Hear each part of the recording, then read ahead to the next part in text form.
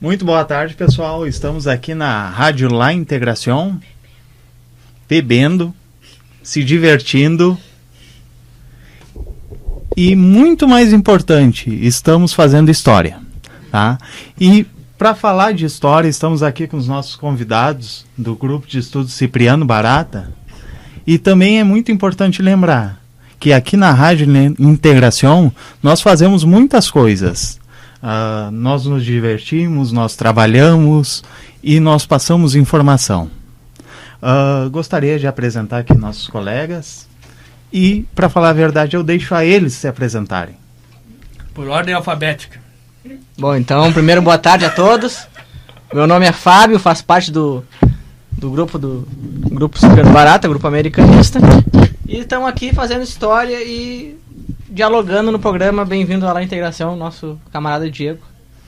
Faça as honras, Rafael Freitas. Oi. Faça as honras, se apresente. Sou o Rafael Freitas, então. Nós somos membros permanentes do Grupo de Estudo Americanista Cipriano Barata.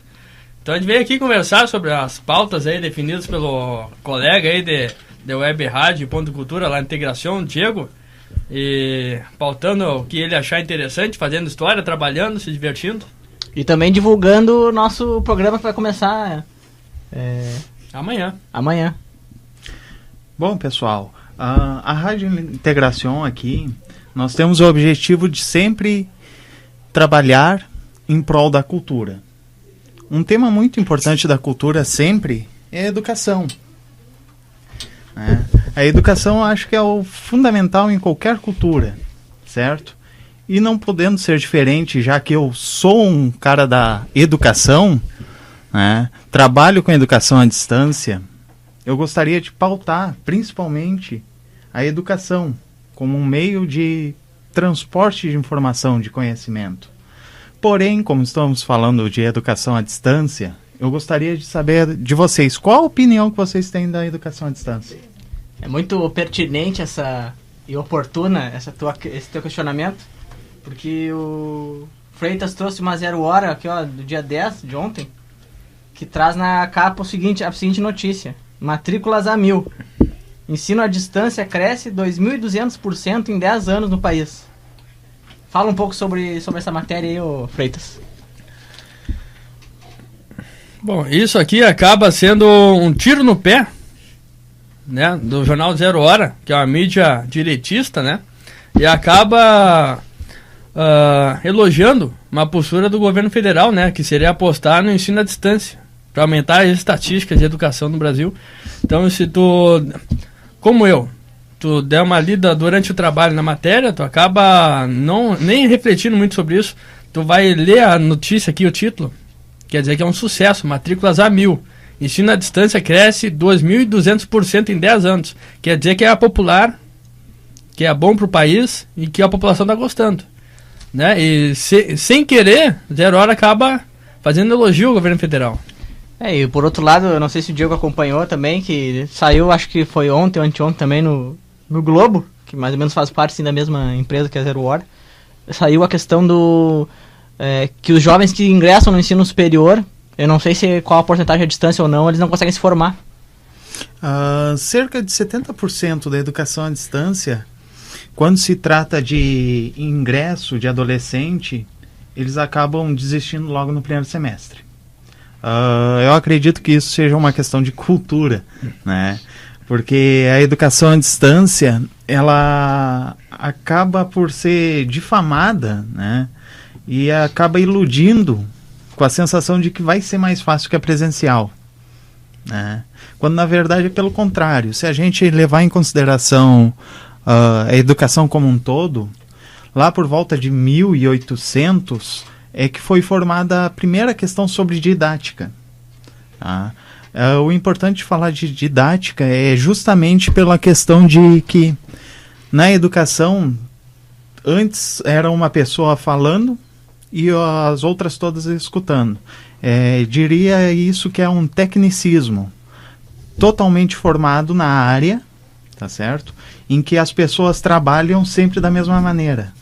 Só a partir daí, então, lá de 1800, se eu não me engano é 1834, que se deve à ideia de que tem que ser diferente. Antes eles tratavam a educação como religião, né? Uma pessoa falando e todas as outras escutando, né? Só que aí então, formando o primeiro grupo de didática no Brasil, lá na década de 1930, é que então foi fundada a didática como uma disciplina de filosofia. Tá? E aí começou a estudar todas as maneiras que pode ser implantada, passada, o conhecimento, a educação. Isso é um ponto muito interessante. Porém, como que isso foi passado para a educação à distância? Né? Como que a educação à distância reflete isso? É complicado explicar. É complicado falar, porque se pegar a educação presencial, como que tu vê um professor? Tu vê um professor pesquisador, tu vê um professor que atribui alguma maneira de conhecimento para a faculdade, mas tu não vê um pesquisador como professor. Tu não vê uma pessoa se formando no mestrado ou doutorado. O Rafael vai aqui fazendo gracinha. Tu não vê uma pessoa se formando como mestrado ou doutorado simplesmente para dar aula. Tu vê uma pessoa se formando como mestrado ou doutorado para virar um pesquisador, para trazer mais dinheiro para uma instituição. Engraçado que ontem teve na URGS o presidente do Uruguai, o José Mujica. Isto? E eu não pude participar da palestra dele na URGS, mas eu vi pela internet ao vivo. E ele falou uma coisa muito interessante. Eu não vou me recordar o que ele disse, as palavras que ele falou, mas era no sentido nos seguintes termos, de que para que serve a universidade aqui no Brasil, né, ou na América Latina em geral? É para multiplicar, reproduzir o sistema, né, no caso do capitalismo, que ele é um crítico do capitalismo, ou serve para dar para suprir as demandas da sociedade? Não, seria para suprir as demandas da sociedade justamente por essa questão de ter muita pesquisa dentro da instituição. Certo? Mas até que ponto essas pesquisas também não chegam ou não na sociedade, né? Revertem ou não para o problema é que a pesquisa virou uma maneira de ganhar dinheiro. Exatamente. Tá certo? Por isso que a educação à distância ela veio, né? Para tirar essa questão da didática sobre a educação presencial e colocar sobre uma metodologia diferente, né? É uma maneira diferente de se pensar. Antigamente o professor ia para o quadro, colocava o aluno a falar, colocava os trabalhos a se fazer, ele explicava, fim de papo. Aprendeu, não aprendeu, o problema é teu. Tá certo? Hoje em dia o aluno tem que ir atrás do conhecimento, né? Tu não vê mais aquela questão assim que o professor tá ali verificando, esse aluno tá ruim, vamos ver o que aconteceu com ele. Essa é a questão didática. Então, a didática do ensino, da educação à distância tem como ponto de partida a meritocracia. Exatamente. É isso que pega e divide as opiniões, né? Porque até quando tu é mérito teu estudar, né? E privilégio de nascimento. E por que isso tem que ser assim? É uma questão muito importante, porque se a gente pensar bem, a didática, por que ela foi criada? Né? Ela foi criada porque a gente sempre via pesquisadores dando aula. Né? Nada mais do que isso. O pesquisador é quase aquela questão da médica, né? Para te trabalhar no hospital, para te ser um bom médico, tu tem que trazer pesquisa para dentro. Na verdade, tu tem que trazer dinheiro, né? O educador da mesma forma, né? Ele faz a pesquisa, significa que ele trouxe dinheiro. Mas ele tem que ter um quadro de horas fixas lá. Então ele vai dar aula. Tá? Mas qual é a didática de um professor? Vocês nunca ouviram aquela expressão assim, esse cara sabe muito, conhece muito da matéria, mas ele não sabe dar aula. Não sabe. Tem muito isso, né, na faculdade. Toda faculdade tem isso, né?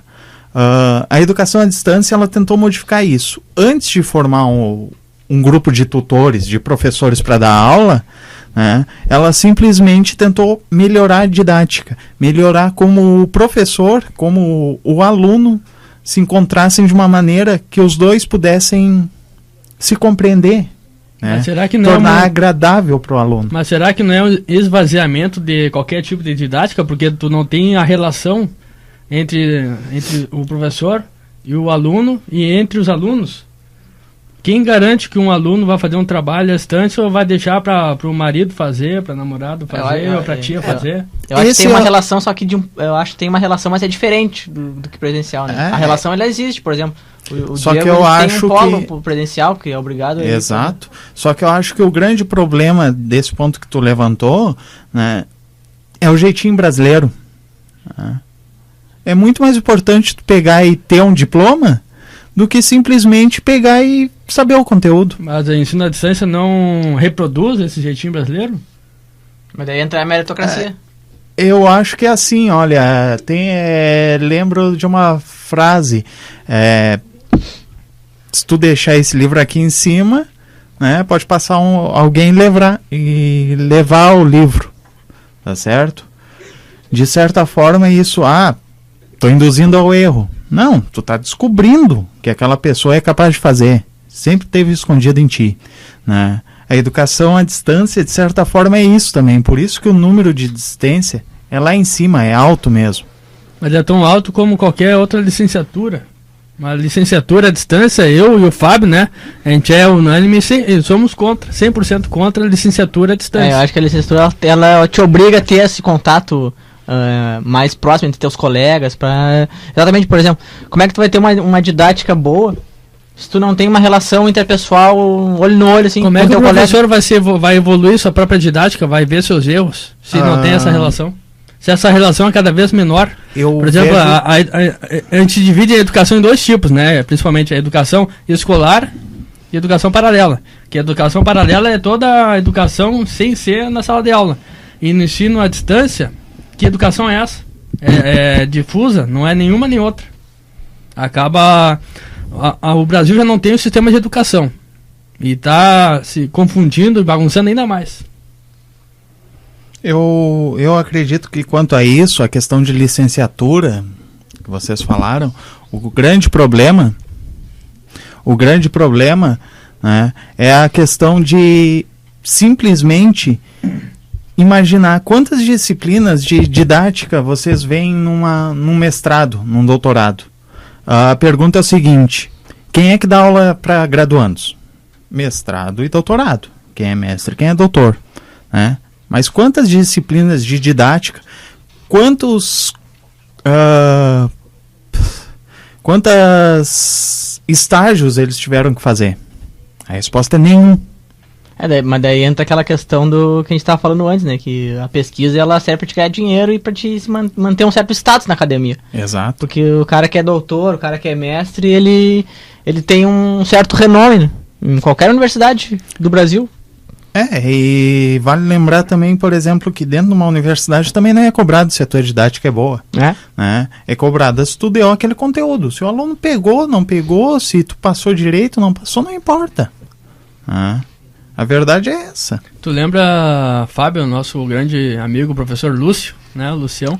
Grande Lúcio. Ele diz o seguinte, talvez esteja escutando aí, ele diz que agora há uma nova doença, um novo vício na juventude, que a juventude não consegue ficar um dia sem mexer no celular, não consegue ficar um dia sem mexer na internet, acaba ficando um nervosismo de abstinência alcoólica se tu fica um dia sem mexer na internet. Existe um nome para... E a educação à distância acaba reproduzindo esse novo vírus, essa nova doença, esse novo vício da sociedade.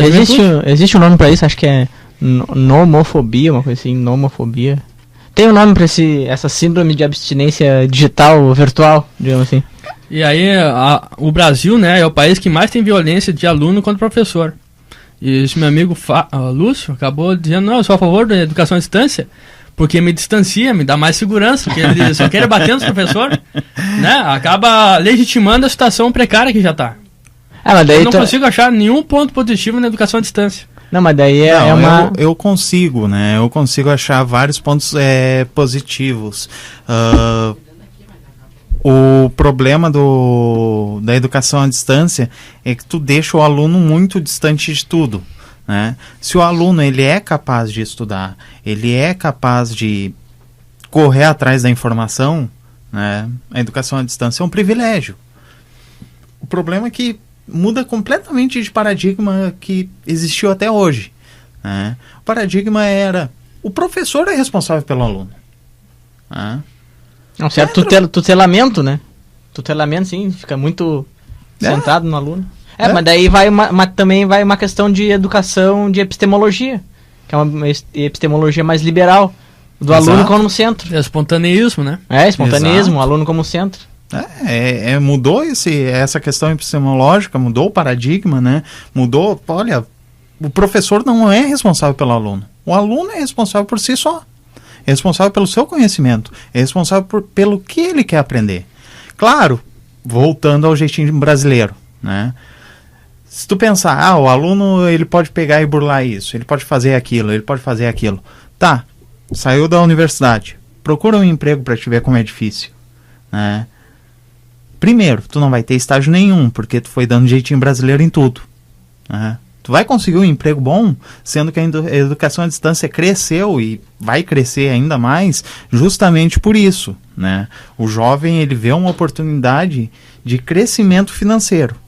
Aí que eu acho que está o erro. Mas não há nenhum desenvolvimento intelectual, porque a legitima reproduz, porque hoje em dia nós temos sexo à distância, tem política à distância, temos futebol à distância, que é o videogame, temos a educação à distância, tudo à distância. Eu acho que o problema aí não é nenhuma questão, né, da distância. Olha, é uma questão de pedagogia, né, de evolução. Vamos pegar as gerações, geração X, né, antes, Baby Boomer, a época lá das guerras, né, onde provavelmente nossos pais cresceram. Né? Não tinha tecnologia nenhuma. Aí depois veio a geração X, tá? Foi crescendo lá, foi evoluindo, foi criando a tecnologia. Na geração Y, que é a nossa, né? A gente cresceu e foi se adaptando à tecnologia já existente. A geração Z recebeu essa tecnologia pronta, né? E isso que está complicado, né? O mundo está tentando evoluir a partir de uma tecnologia para suprir uma geração.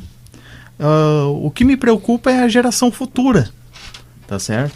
Porque essa geração futura já vai saber pegar um telefone, né? Isso aqui é antigo, né? A geração futura não vai querer utilizar carro. A geração futura não vai querer nem trabalhar, né? Já tem os nem por opção, né? Tem vários nem por opção. Mas quem dirá estudar, se não vai precisar trabalhar. Porque a geração Y, a nossa, vai estar sustentando. Porque a nossa geração Y foi criada na questão de que tu tem que trabalhar, tu tem que estudar para poder crescer, para suprir a tua família. Ou vai dizer que tu não trabalhou, né? Que teu pai não trabalhou, que tua família não trabalhou, né? Pensando no teu melhor. É essa a questão, é esse o principal paradigma que eu entro, né? E o que isso afeta com tudo isso à distância? A tecnologia, né? Nós já estamos entregando tudo pronto para todos os nossos filhos futuros. Complica muito, porque aí tu pensa assim, o problema é a educação à distância, o problema é a política à distância, o problema é o sexo à distância. Não, o problema é nosso, que estamos entregando tudo de mão beijada para os nossos filhos e eles não estão sabendo fazer nada. Também vai muito da pessoa, né? Se ela quer, se ela se propõe a fazer tudo à distância, ou se ela se propõe a ir no lugar e fazer as coisas no lugar também. Vai da educação da pessoa também de educar os filhos. Por exemplo, eu, quando o Diego começou a falar sobre essa questão da tecnologia, eu lembro da nossa reunião de estudos, assim, que é americanista, que a gente fez com o Denilson, em julho, né? No dia 17 de julho. E ele trouxe uma questão muito interessante, que ele é professor de história em Alvorada, e os alunos dele, eles sabem mexer no Facebook, sabem mandar mensagenzinha no Facebook, sabem curtir, sabem compartilhar, mas na hora de escrever num blog eles não sabem. na hora de fazer um texto, assim, num programa de Word, BR Office, eles não sabem. Ele diz que o que eles sabem, o conhecimento que eles têm em tecnologia é teclar só. É? Só teclar o botão. Eles compartilham, eles não sabem que estão compartilhando às vezes, né? Não comentam nada. A época que a gente está é do compartilhar, né? E isso complica, porque tu não tem mais o que compartilhar. Tu não tem conhecimento para compartilhar, né? Aí tu começa a compartilhar bobagem. Compartilhar foto, compartilhar que o gato da vizinha foi atropelado, compartilhar que um outro tocou fogo num cachorro, compartilhar que um vídeo de outro que foi degolado, né? E o conhecimento. E qual é o papel da educação à distância para alterar isso? O papel da educação à distância, na verdade... Qual é o potencial da educação à distância para alterar isso? Tá, tu te decide. Tô melhorando a pergunta. Ah, tá. Bom, o potencial da educação à distância é tornar a educação mais liberal, né? Na verdade, tu derruba o preço de uma graduação, né? Tu derruba, né? Uma graduação, pegar numa universidade top de linha, um curso comum, administração, sai R$1.500 por mês. Né? Na educação à distância, tu faz todas as disciplinas e paga R$250. E tem o mesmo conteúdo. Tu tem o mesmo suporte. Na verdade, não. Tu tem um suporte ainda maior. Tu tem suporte não só do professor. Tu tem suporte do tutor. Tu tem suporte de um tutor presencial. Tu tem suporte de um grupo que fica acompanhando para ver se o aluno realmente está estudando. Mas ele só acompanha se tiver o interesse do aluno primeiro. Se não tiver interesse, o grupo vai atrás, entra em contato com o aluno das diversas formas possíveis para... Daqui a pouco eu vou engolir o microfone aqui. Que barbaridade. Ou deixar assim, pronto. Esconder o copo aqui que disseram para esconder também. Tá. Não, mas tá bem escondidinho, ninguém tá vendo. Não fala, ninguém ouve. Ninguém tá vendo, tem copo aqui. Mas a questão é essa. Se a pessoa não quer, ela acaba desistindo. Ela acaba desistindo porque fica uma pressão tão grande, né? O tutor ligando, o professor ligando, acaba desistindo. Então, realmente, se tu pegar e for entrar numa universidade à distância, entra 20 mil pessoas por semestre, né? Uma grande. E aí... Que barbaridade. Mas eu tenho uma dúvida aqui que está me apoquentando. Fala. Sobre a formação dos professores de educação à distância. Qual o referencial pedagógico deles? Todos os professores são mestres e doutores. Tá? Todos, sem exceção. Tu não pode pegar e colocar um professor docente de ensino superior que fez a pós-graduação. Porém, é o mesmo erro da graduação presencial. Todos os professores são só mestres e são só doutores. Tá? Eles estudaram alguma coisa de pedagogia? Eles estudaram alguma coisa de didática? Se pegar um curso técnico, um bacharel voltado à ciência normal, é muito provável que não. Tá? Isso aí é um erro, na verdade, de todas as universidades, né? Que até teve acho que foi ano passado, ano retrasado, teve uma lei que estava tramitando no Congresso de acabar com essa questão de exigir mestrado, doutorado para dar aula em universidade pública, federal. Eu sou completamente a favor de extinguir isso aí. Na faculdade que eu e o Rafael a gente fez, que foi a FAPA Uniriter agora, os melhores professores que a gente teve eram só graduados. Tinha uma pós-graduação aqui, uma pós-graduação ali, mas eles eram graduados, eles não tinham mestrado, doutorado. Óbvio que tem muitos professores muito bons que têm mestrado, doutorado, mas isso não é uma coisa que condicione o indivíduo, o professor, a dar uma boa aula, né? É mais uma questão de currículo e de status, digamos, social. Exato. Também não é a questão do status. O MEC exige que no mínimo 50% do grupo de professores do curso, da faculdade, né, tenham mestrado ou doutorado, né? Então, se pegar uma universidade aí pública, todos vão ser só mestres e doutores. As particulares também estão migrando para isso, justamente para te ter um status maior, né? Para te poder fomentar a pesquisa, para te poder crescer a universidade como um todo. Tu me disseste que tem um experimento aí de educação à distância no portal nosso da Integração. Tem lá integração.com.br/EAD. Futuramente vai ter muitas disciplinas lá, tá certo? De educação à distância, onde vai ser liberada para todos. Sem custo nenhum. Sem custo nenhum. Olha, isso aí é revolucionário. Custo tem, né? Mas alguém paga. Por enquanto não sou eu, então tá bom. E o que tem até no momento, assim, quem buscar? Quem buscar agora no momento vai encontrar todos os cursos voltados para a área de rádio e TV web. Ele finge que tá passando assim, ninguém vê que tá passando na frente da câmera, que tá sumindo e voltando, né? Mas tá tranquilo. Tem câmera? Tá escondida lá, ó, bem escondida lá. Então todos os cursos voltados para rádio e TV web. Um curso de como é montado um portal, um curso de como é feita uma rádio web, como é feita uma TV web, quais os aplicativos utilizados para isso. Por enquanto tá básico, é início. Mas futuramente a gente pretende crescer, colocar vários cursos lá para atender uma comunidade específica, comunidade geral e crescer, né?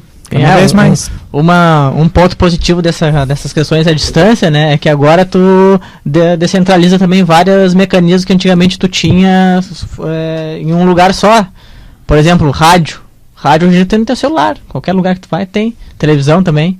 Isso aí é um ponto positivo desse distanciamento e descentralização dos processos tecnológicos. Na verdade, o distanciamento tecnológico, ele deixou as questões de uma forma muito positiva porque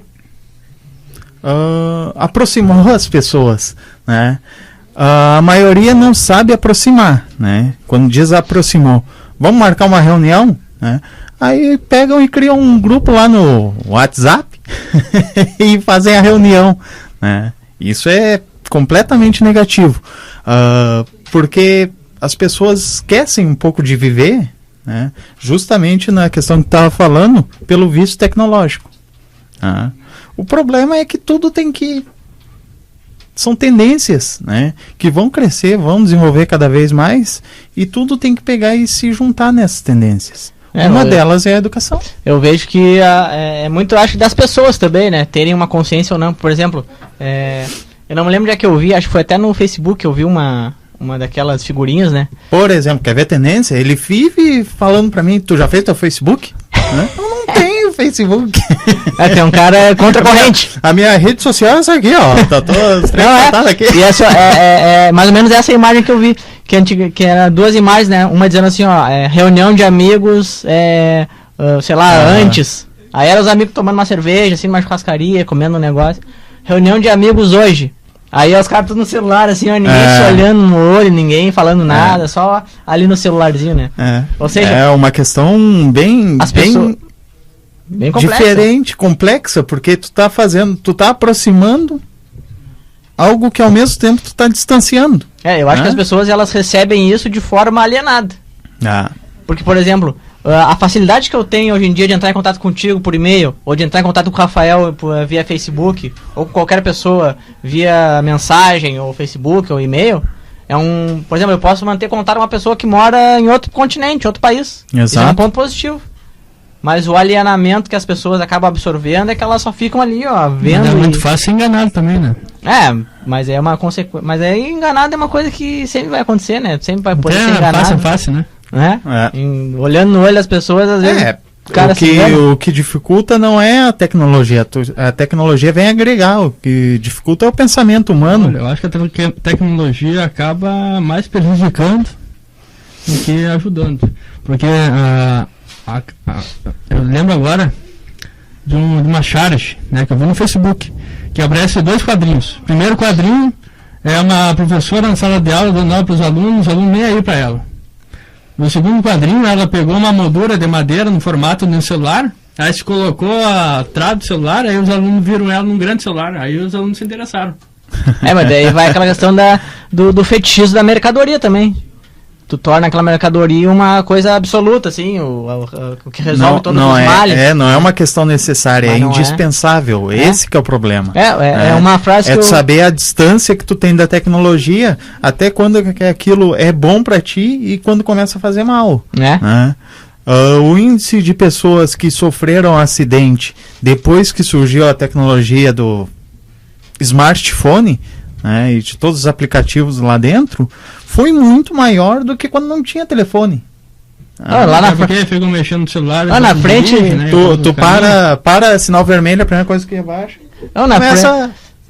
Na frente da minha casa um cara foi atropelado porque ele atravessou a rua olhando pro celular. Foi atropelado. Imagina. Tu respondeu a mensagem? Tu respondeu a mensagem dele? Não, ele não tava mandando mensagem pra mim, ele tava andando na rua e foi atropelado. Eu só vi. Que era isso? Nessas horas não é amigo do cara, né, gente? Não, mas o cara não era meu amigo. Foi uma pessoa da rua. Negação, ó. Ele pode enganar face a face também, né? Não, foi uma pessoa na rua que passou e foi atropelado. Mas eu acho que seria interessante. Eu tava falando com ele. Colega de lá Integração, Diego, a gente pautar um pouco o nosso programa aí. Para os ouvintes conhecerem um pouco qual é a nossa ideia central. Não, antes de pautar o nosso programa, eu gostaria de deixar um comentário aqui. Que hoje, dia 11 de setembro, muita gente lembra do famoso atentado às Torres Gêmeas. As Torres Gêmeas. Mas nós, americanistas, lembramos de um outro atentado, que é o atentado ao Palácio de la Moneda, 11 de setembro de 73, no Chile, que matou o presidente Salvador Allende, né, um cara socialista que foi eleito democraticamente, e instalou no poder uma das mais sangrentas ditaduras da América Latina, que foi a ditadura Pinochet. Tem até um filme muito interessante que eu postei lá no nosso grupo do Facebook, que é o filme No, que fala sobre o referendo que foi feito no Chile, pelo próprio governo do Pinochet, que fez um referendo, se eles queriam continuar ou se eles queriam acabar com o regime, né. Então eu acho que essa data ela pode, na televisão tu vai ver direto, né? O pessoal lembrando e fazendo homenagens e como é que é o enviado especial direto de Nova York no Jornal da Globo. Bom, mas aí isso eu acho que pode ser pauta para outro programa, né? Que é o poder da imprensa, né?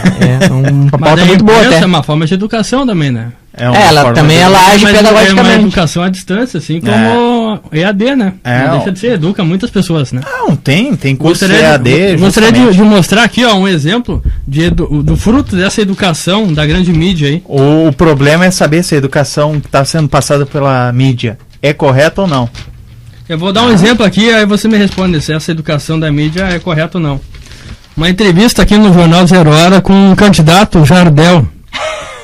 A primeira pergunta. Mas não pode falar sobre política por causa da lei eleitoral, cara. Ninguém tá ouvindo, velho. Ninguém tá ouvindo. Como não pode falar sobre política por causa da lei eleitoral. Só tô lendo aqui, faz questão. Ele até chamou o nome do candidato. Falou.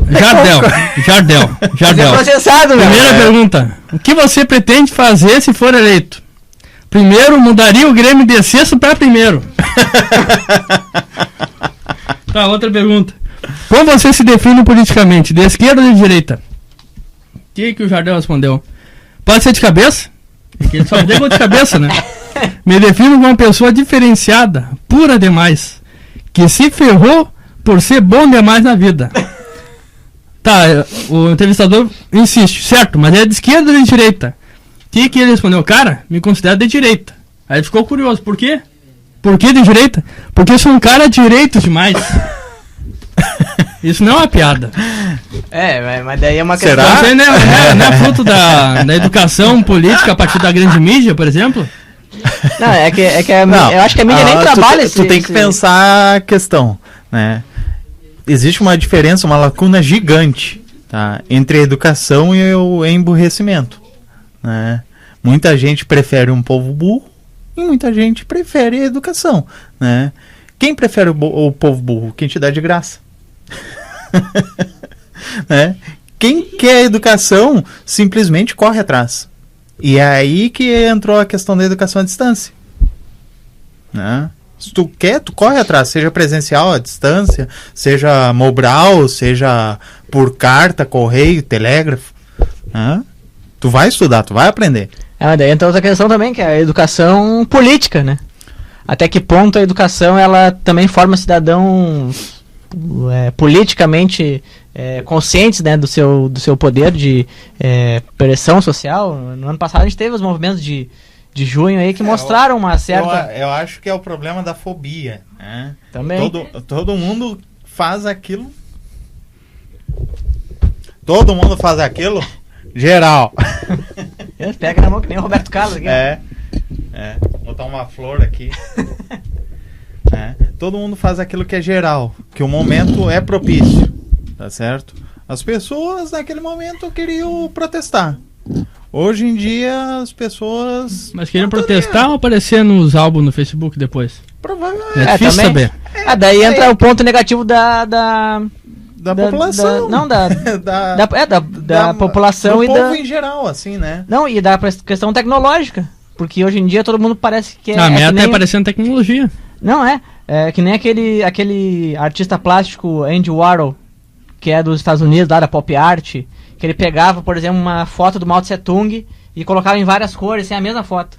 Né? Ele falou que no futuro todo mundo ia ter seus 15 minutos de fama.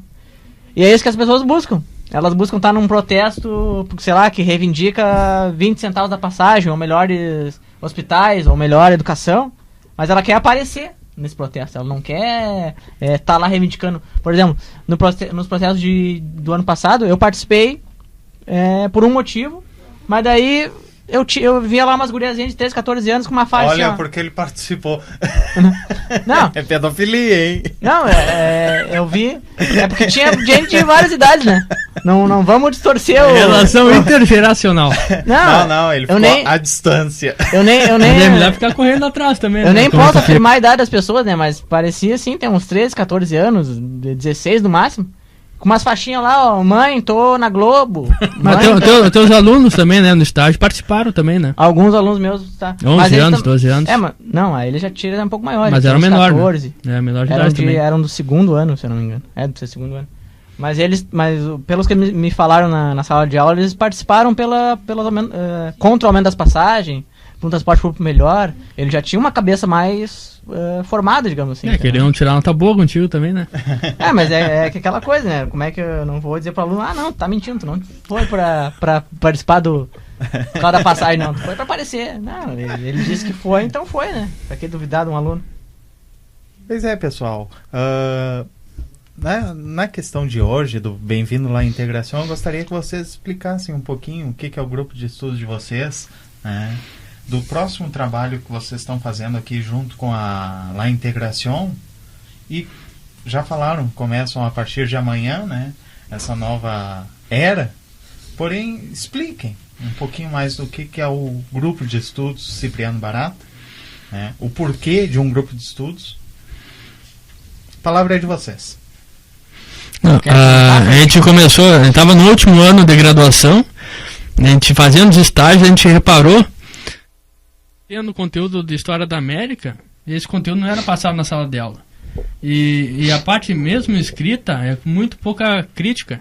E sempre que tem conteúdo da Europa, é elogioso e sem nenhuma relação com a nossa terra aqui.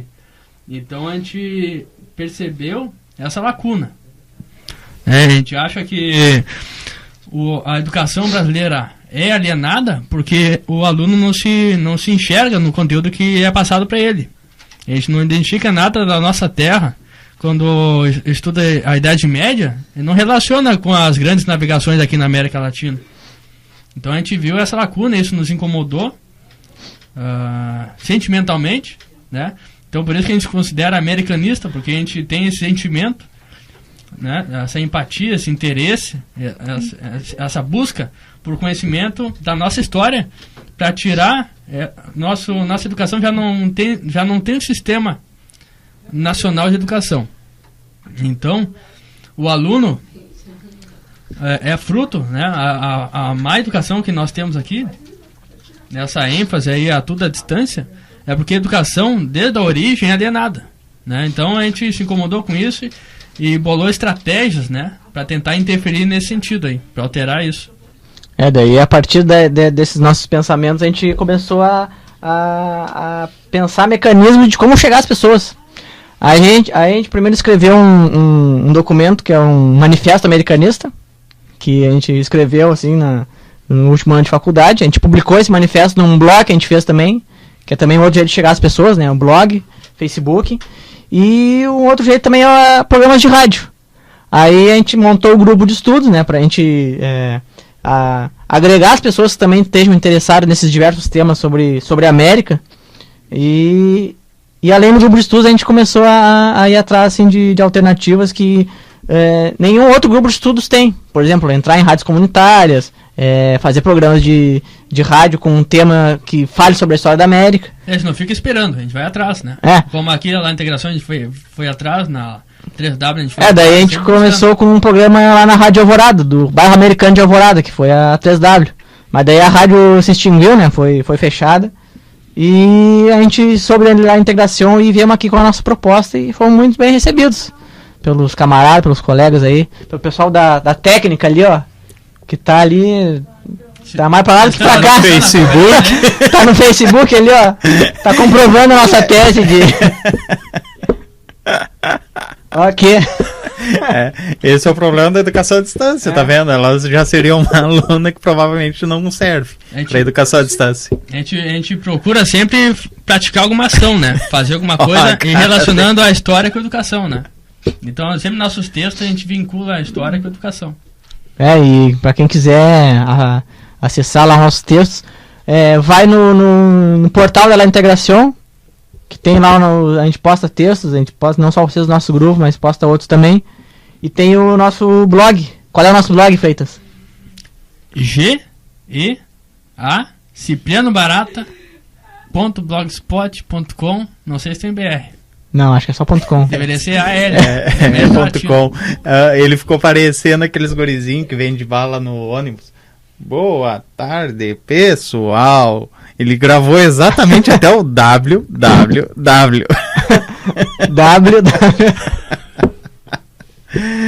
Bom, pessoal, é isso aí. Por hoje já vamos encerrando. Tá certo? Fico feliz aqui em receber vocês nesse primeiro programa. Então, rapaz alegre, né? Muito. Nós que agradecemos o espaço aí para... O espaço aberto aí para nossa atuação. Estamos aqui estreando o programa Bem-vindo à La Integração. Tem que cada vez mais penetrar mais nesse espaço, que é a Integração, um portal, centro, ponto de cultura. Para de falar besteira, meu. É isso aí, pessoal.